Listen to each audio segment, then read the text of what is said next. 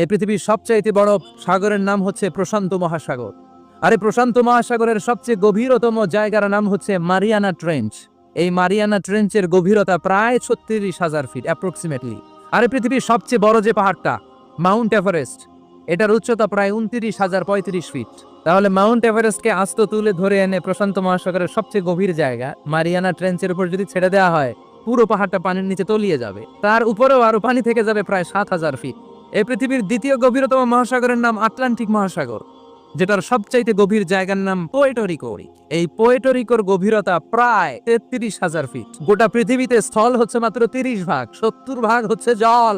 এই Atlantic মহাসাগরকে cross করে Europe থেকে আমেরিকায় যেতে হলে বিমানগুলো আড়াআড়িভাবে এই সাগরটাকে পাস করে যেতে হয়।